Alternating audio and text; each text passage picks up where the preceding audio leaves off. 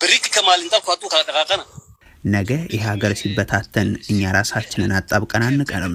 የራሳችንን በምሁራን የሚመራ መንግስት እናቋቁማለን። ይሄ የምናቋቁመው መንግስት ደግሞ በ6 ወር ወይንም በአንድ ዓመት ውስጥ ምርጫ የሚያካሂድ ይሆናል።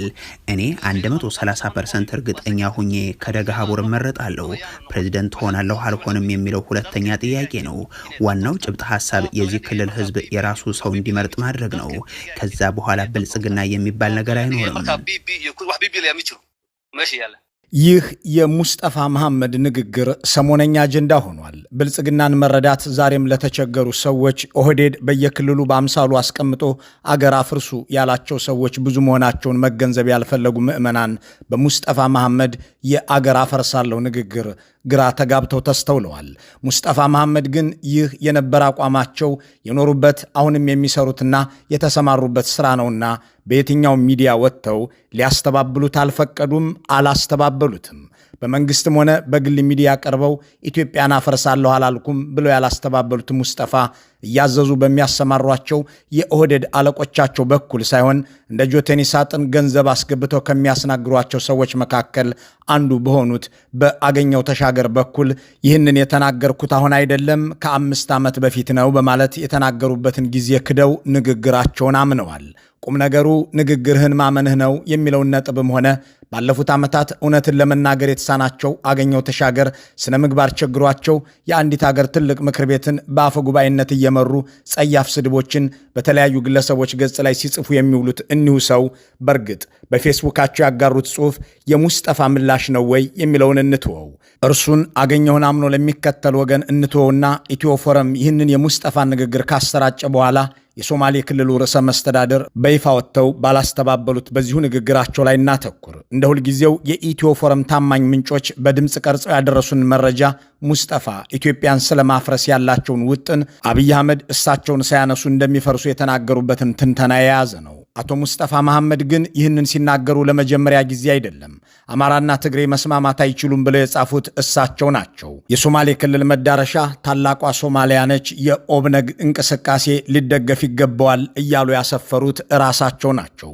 ኬንያ ድረስ ሄደው ለ150 ዓመት የገዛንን አማራ ነቅለን ጥለነዋል ያሉበት ንግግራቸው አሁንም በቪዲዮ ማህበራዊ ሚዲያ ላይ አለ። የኬንያን ባለሀብቶች ኢትዮጵያ ውስጥ ሰላም የለም እንዳትመጡ ሲሉ የተደመጡበትን ማስረጃ አለ። በሶማሊኛ ገንጣይ በአማርኛ አገር ወዳድ መስለው የሚቀርቡት ሙስጠፋ የታላቋ ሶማሊያ ቀንደኛ ቀንቃኝ በመሆናቸው ወደ ስልጣን እንደመጡ የመጀመሪያ ስራቸው ያደረጉት ኢትዮጵያዊ መልክ እንዲኖረው የተደረገውን እንዲሁም የተቀረጸውን ሰንደቅ ዓላማ በዚያድ ባሬዋ ሶማሊያ ባንዲራ አምሳል መቀየር ነው። የኢትዮጵያ ሶማሌ ክልል ከሚለው ስምም ላይ ኢትዮጵያ የሚለውን ስም ማውጣት ነው። እዚህ ጋር ድንቅ የሚል ታሪክ አላቸው። የሀገረ ሶማሊያ ፕሬዝዳንት የነበሩት አብዱላሂ ፎርማጆ ጸረ ኢትዮጵያ ቅስቀሳ አድርገው በሞቃዲሾ ስልጣን የያዙ ሰው ነበሩ። ያንን ንቅናቄ ሰላምና ሕይወት ወይም ናባድ ኢዮን ኖሎል የሚል ስያሜ ነበረው። የዚያ ንቅናቄ መሪ ከነበሩ ሰዎች መካከል አንዱ ሙስጠፋ መሐመድ ናቸው። እንደገና ሌላ ጉድ ሲመዘዝ ከእሳቸው ጋር እራት በልተው የወጡ ሰዎች በአጭር ጊዜያት ውስጥ የአልሸባብን ታጣቂዎች እየመሩ በኢትዮጵያ ግዛት ውስጥ አፍዴር ገብተው ጥቃት ላደረሱ የሽብር ኃይሎች መታወቂያ አድለው ያስገቡ መሆናቸው ከመታወቁ በላይ ከአማካሪዎቻቸው ውስጥ ቢያንስ አንዱ የዚሁ የሽብር ቡድን አመራር አባል ቤተሰብ መሆኑ ይደረስበታል። በዚህ እነዚህን ሁሉ በዝርዝር ብቻ ሳይሆን በማስረጃ እናቀርባቸዋለን። ለእያንዳንዱ ለዚህ ጸረ ኢትዮጵያና ጸረ ሰሜን ለሆነው ብልጽግናዊ ንግግራቸው ምስክራችን ሌላ ሳይሆን ራሳቸው ናቸው። በዚህ ጥንቅር ሰውየውን በማስመልከት በሚስጥር የሚደርሱንን መረጃዎች ሳይሆን በአደባባይ የተናገሯቸውን ጉዳዮች ብቻ ይዘን ለመቅረብ እንሞክራለን።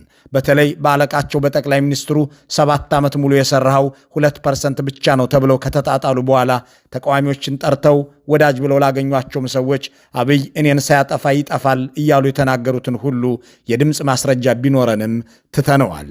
የሶማሌላንድ የመግባቢያ ውል በተፈረመ ሰሞን እኔ ከእናንተ ጋር ነኝ እያሉ ከጠቅላይ ሚኒስትር ሐምዛ ባሬ ጋር ያደረጓቸው ንግግሮች እንኳን ኢትዮ ፎረም የሲሳይ ቶላ መስሪያ ቤትም ቢያውቅም እሱንም አናነሰውም። እናም በአደባባይ ባንጸባረቋቸው ጸረ ኢትዮጵያ አቋሞች ላይ ብቻ እናተኩራለን። የራሳቸውን ንግግር ቃል በቃል ከመጠቀማችን አልፈን ባልደረቦቻቸው በአማርኛና በሶማልኛ የሚናገረው የተለያየ ነው፣ እያሉ ሲናገሩ እናስደምጣችኋለን። ይህንን በተናገረ በጥቂት ቀናት ውስጥ እንዲገደል ስለተደረገ አንድ የሶማሌ ክልል ምክር ቤት አባልም የምንላችኋል። ይህንን ዝግጅት ስናሰናዳም አስተያየታቸውን ለማካተት ራሳቸውን ሙስጠፋ መሐመድን ለማግኘት ሙከራ አድርገናል።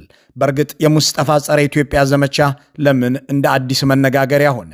ሙስጠፋ እንደ ሽመልስ አብዲሳ አሊያም እንደ አገኘሁ ተሻገር ያሉ የኦህዴድ ምስለኔ አይደሉም ወይ? አገር ከማፍረስስ በመለስ ምን ተልዕኮ ሊኖራቸው ይችላል? እነዚህን ጥያቄዎች ወደ መመርመር እንግባ። የአማርኛ ሚዲያዎች ገንዘብ ዝም ያስብላቸዋል አሊያም ገንዘብ ያስናግራቸዋል የሚል ብሂል ያላቸው ሙስጠፋ መሐመድ የሶማሌ ክልልን ህዝብ በጀት ለገጽታ ግንባታ ውለው ካሳኩት ነገር አንዱ አገር ወዳድ ናቸው የሚለው ነው። አንድ የአብይ አህመድ ሹም አንድ የኦህዴድ ብልጽግና ምስለኔ በምን አይነት ስሌት የአገር ፍቅር ይኖረዋል? የሹመት መመዘኛቸው አገር ማፍረስና ወገን ማጫረስ አይደለም ወይ የሚለውን እንትወውና ሙስጠፋ ከራሱ ከብልጽግና በላይ ኢትዮጵያ ጠል የሆኑበትን አጋጣሚ መነሻ እናድርገው። የብልጽግና ፓርቲ በ2012 ዓ.ም ሲመሰረት በአብይ አህመድ የተሰጠው የዳቦ ስም የኢትዮጵያ ብልጽግና ፓርቲ የሚል ነበር።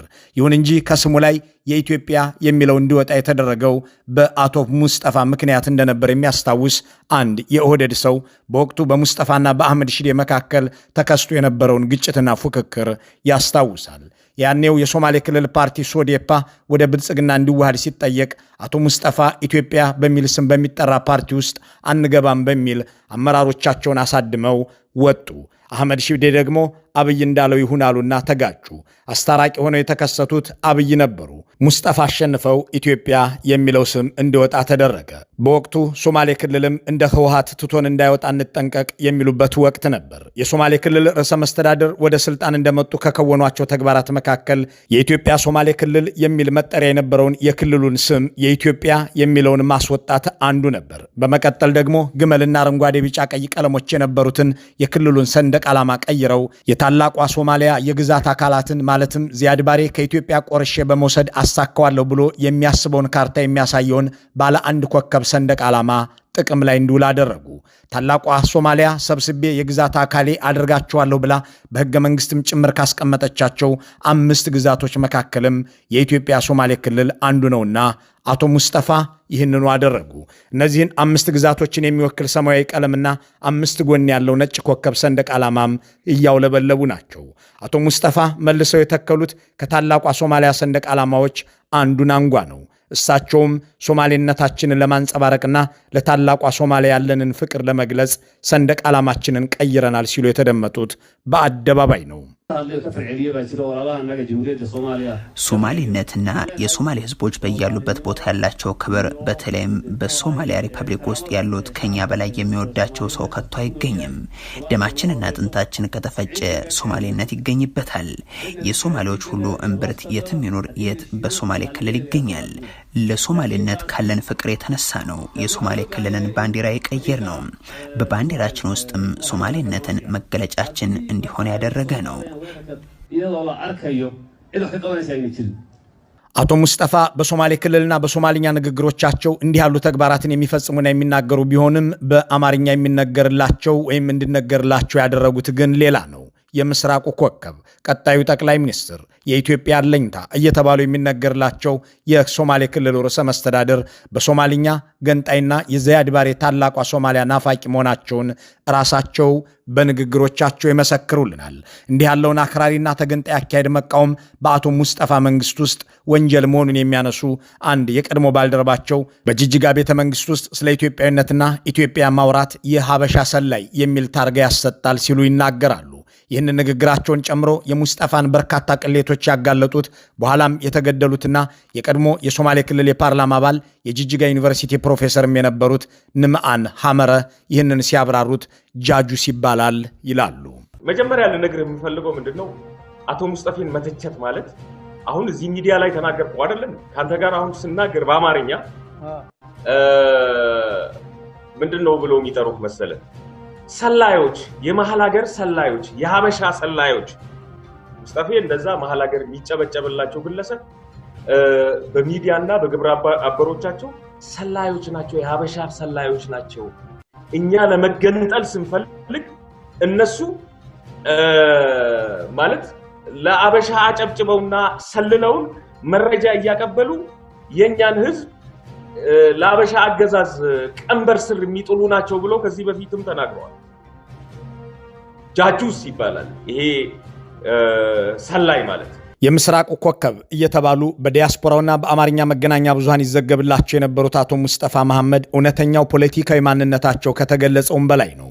ይህንን ጉዳቸውን ያጋለጡባቸውን ንምአን ሐመረን ከጅጅጋ ዩኒቨርሲቲ እንዲባረሩ ያደረጉት ሙስጠፋ ወደ እስር ቤትም ወስደዋቸው ነበር። ከዚያም ባልታወቀ ምክንያት ሕይወታቸው አለፈ ተባለ። እዚህ ጋር አንድ ጥያቄ እናንሳ። አቶ ሙስጠፋ መሐመድ የተባሉትን ፖለቲከኛ ከየት ብልጽግና መጣቸው? ከቅድመ አብይ አህመድ በፊት የት ነበሩ የሚለውን ጥያቄ መመለስ የተገንጣይ ፖለቲካቸውን ስረ መሰረት ለመረዳት ያግዛል። አቶ ሙስጠፋ መሐመድ የመጡት ከሞቃዲሾ ሶማሊያ ነው። የቀድሞው የሶማሊያ ፕሬዝዳንት አብዱላይ ፎርማጆ ይመሩት በነበረው ፓርቲ ውስጥ የሰላምና ሕይወት ንቅናቄ የሚባል እንቅስቃሴ ነበረ። በሞቃዲሾ ሐሌኔ በተባለ የዲፕሎማቶች ሰፈር ውስጥ ይኖሩ የነበሩት አቶ ሙስጠፋ ፎሃድ ያሲን በተባሉት የካታር ሶማሊያ የደህንነት ሰው ተመለመሉ። ጠቅላይ ሚኒስትር አብይ ከያኔው ፕሬዝዳንት አብዱላይ ፎርማጆ ጋር በነበራቸው ግንኙነት የደህንነት ሹሙ የመለመላቸው አቶ ሙስጠፋ የሶማሌ ክልል ርዕሰ መስተዳድር ሆነው እንዲሾሙ ተደረገ። አንድ የዚያን ሰሞን ጉዳይ የሚያውቅ የሶማሌ ጉዳዮች ባለሙያ ሰውየው ከቀድሞ ካታራዊ የሶማሊያ ደህንነት ኃላፊ ረብጣ ዶላር ይዘው ወደ ኢትዮጵያ መግባታቸውን ያስታውሳል። እዚህ ጋር አቶ አብዱልቃድር ሼክ አህመድን መጥቀስ ያስፈልጋል። ሰውየው የሶማሌ ክልል ርዕሰ መስተዳድር ቤተኛና ምስጢረኛ ነበሩ። የአቶ ሙስጠፋ የፕሮቶኮል ኃላፊ ሆነውም ሰርተዋል። ባለቃቸው ስራ ያልተደሰቱት አቶ አብዱልቃድር ከ3 ዓመታት በፊት ወደ ውጭ አገር ኮብልለዋል። ርዕሰ መስተዳድሩ ከሞቃዲሾ ይዘውት ስለመጡት ገንዘብ ሲናገሩ የሶማሊያው የደህንነት ኃላፊ የነበረው ካታራዊው ፋሃድ ያሲን $500,000 ሰጥተዋቸው ወደ ጅጅጋ ማቅናታቸውን ያስታውሳሉ። የዚህ ገንዘብ ዓላማም የኢትዮጵያን መንግሥት ባለሥልጣናትና ወታደራዊ መኮንኖችን በገንዘብ በመደለል መረጃ ወደ ሞቃዲሾ እንዲያሻግሩ ለማገዝ ማድረግ ነበር ይላሉ። ኢትዮጵያ እውነትና የሀገር ወዳጅ ይመስላል። ተመስገን ጥሩንና ብናልፍ የሚባለው ይመስላል። ሰው ግን በጣም ሆዳም ናቸው። ሆዳም ማለት ይቻላል ማለት ብር ከአቶ ሙስጠፋ ይቀበላሉ እነዚህ ሁለት ሰዎች $500,000 እኔ በህይወቴ ያየሁት ጊዜ መጀመሪያ ጊዜ ነው ያየሁት በህይወቴ ማለት ነው። የት ነው ይሄንን ገንዘብ የተቀበሉት? ኔሮቢ ሰው ነው የላኩት። በሰው በኩል ማለት ነው። ሰው ኢትዮጵያ ውስጥ ያሉ ሰው ነው የላኩት። ሰው ነው የተቀበለው ይሄን ብር ማለት ነው። ኦኬ ይሄ ገንዘብ ከየት ነው የመጣው? ገንዘቡ ከሶማሊያ ፉአድ ያሲን ከዛ ከሶማሊያ መጥቶ ምንድነው ኔሮቢ ውስጥ ተገናኝተናል። የሆነች ሆቴል ተነጋገሩ። እኔ ስልጣን ለመቆየት ከፈለጋችሁ እንዲህ የሚያስፈልግ ነገሮች ስላለ ብር አምጡ ምናምን። ሙስጠፋ መሐመድ የሚሰሩት ለሞቃዲሾ መንግስት ነው የሚሉ ሰዎች አብይ አህመድ ከሶማሌላንድ ጋር የማያግባባ የመግባቢያ ውል የተፈራረሙ ሰሞን ያሳዩትን ነገር በብዙ ይዘረዝራሉ። ቀድሞ ነገር አብይ አህመድም ቢሆኑ ያንን ውል የተፈራረሙት የኢትዮጵያን ዘላቂ አጀንዳ በዘላቂ ቅርቃር ውስጥ ለመክተት እንጂ ለአገር አስበው አልነበረምና እሱን ለማሳየት ማስረጃ ፍለጋችንን እንትወው። በሶማሊኛ የዚያድ ባሬ ፖለቲከኛ፣ በአማርኛ ግን አገር ወዳድ መስለው ለመከሰት የሚሞክሩት ሙስጠፋ ባህር ዳር ሄደው የሚናገሩት ሌላ፣ ጅግጅጋ ሲመለሱ የሚሉት ደግሞ ፍጹም ተቃራኒ መሆኑን ለማሳየት ሁለት አጋጣሚዎችን እናንሳ። ከዓመታት በፊት ባህር ዳር ሄደው እንዲህ አሉ። የአማራ ህዝብ ጨቋኝ እንደነበረ በተለይም የሶማሌ ህዝብን በተለየ መልክ እንደበደለ ተደርጎ ላለፉት ዓመታት በረጅሙ የተሰራበት ጥሩ ትርከት ትክክል አለመሆኑን ስለምናምንበት እንጂ ለፖለቲካ ትርፍ ብለን አይደለም። ይሄ ትርከት ስህተት ስለሆነ ትክክል አይደለም። ከ6 ዓመታት በፊት እንዲህ ብለው በባህር ዳር በአማርኛ ያስጨበጨቡት ሙስጠፋ ባሳለፍነው ዓመት ኬንያ ተጉዘው በዚያ ካሉ የሶማሌ ማህበረሰብ አባላት ጋር ሲወያዩ ደግሞ ለ150 ዓመታት የገዛንን አማራ ፈንቅለን ጥለናል ብለው በኩራት ተናግረው አስጨብጭበዋል። ምንም ጥርጥር የለኝም። ሰፋ አድርጌ ለማብራራት አሁን ጊዜ ባይኖረኝም አንድ ማለት የምፈልገው ሀገሪቷን ለ150 ዓመታት ስልጣን ይዘው የነበሩ ኃይሎች ተሸንፏል። ግን እነዚህ የተሸነፉ ኃይሎች ዝም ብለው አልተቀመጡም። መዋቅራቸውን፣ ትርክቶቻቸውን፣ ግንኙነታቸውንና ሚዲያዎቻቸውን በመጠቀም ብሔረሰቦች መሬታቸውና ፖለቲካቸው ነፃ እንዲሆኑ የመጣውን ለውጥ ጥላሸት እየቀቡት ነው። በህዝቦች መካከል ግጭት መፍጠር፣ አገርን ስለመገነጣጠል መስራት የኦህዴድ ብልጽግና ፕሮጀክት ነውና ሙስጠፋ መሐመድ ያንኑ ያስተጋባሉ። ለ150 ዓመት በትርክት የገዙንን ጨቋኞች ጣልናቸው ሲሉም አማራ እንደ ጨቋኝ መቆጠሩ ስህተት ነው ሲሉም የተሰላ ዓላማቸው ይሄው ነው። ወደ ስልጣን ማማ ላይ ከመምጣታቸው በፊት የመሐመድ ፎርማጆ ወኪል ሆነው መቋዲሾም ሆነው ሲኖሩ ሙክታር ዑመር በሚል የብዕር ስም ልዩ ልዩ ጽሑፎችን ያሰራጩ ነበር። ሶማሊኔት ፎረምስ በሚለው ድረገጽ ላይ በዚህ ስማቸው ከ16 ዓመታት በፊት ባሰራጩት አንድ ጽሑፍ የኦጋዴን ነፃ አውጪ ግንባር የመገንጠል አጀንዳ ሊደገፍ እንደሚገባው በሰበኩበትና በዚህ በምስሉ ላይ በሚታየው ጽሑፋቸው እንዲህ ይላሉ። የኢትዮጵያ የጥቁር ቅኝ አገዛዝ ትርክት ያላት በ19ኛው ክፍለ ዘመን ጎረቤት ሀገራትን በመውረር የተመሰረተች የኢምፓየር ውጤት እንጂ እንደ ሶማሊያ በነጭ ቅኝ ገዢዎች የተፈጠረች አይደለችም ካሉ በኋላ የኦጋዴን ጥያቄ ከጥቁር ቅኝ አገዛዝ ነፃ የመውጣት ጥያቄ ነው። የዚህ ትግል መጨረሻም ከእናት ሀገር ሶማሊያ ጋር መዋሃድ መሆን አለበት ይላሉ። የአማራ ልሂቃን ኢትዮጵያዊነትን እንደ ፖለቲካ መሳሪያ በመጠቀም ሌሎችን ለመጨቆን ይፈልጋሉ።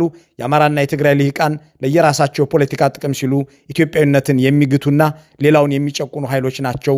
ደግሞም እርስ በርስ አይስማሙም እያሉ የሚተርኩበትን ይህንን ጽሑፋቸውን ማንበብ የሰውየው ጸረ ኢትዮጵያነትና የሰውየው ጸረ ኢትዮጵያነት ከአንድ ሳምንት በፊት መደመጥ የጀመረ ሳይሆን አብሮ አደጋቸው መሆኑን ለመረዳት ያግዛል። ሙስጠፋ መሐመድ እንደ ማንኛውም የብልጽግና ሰው አገር ለማፈራረስ ወይም በእሳቸው አገላለጽ ከኢትዮጵያ ጋር ተጣብቆ ላለመቀጠል ሲሉ የትኛውንም ነገር ቢሰሩ የማይጠበቅ ሊሆን ይችላል። ይሁን እንጂ ኢትዮጵያ ጦርነት ውስጥ ነች፣ ገንዘብም የለም፣ ሰላምም የለም፣ ለልማት ሥራ ወደ ኢትዮጵያ አትምጡ እያሉ ኬንያ ድረስ ሄደው የውጭ አገር ባለሀብቶችን የቀሰቀሱ የብልጽግና ሹሞች ከእሳቸው ውጭ አልታዩም።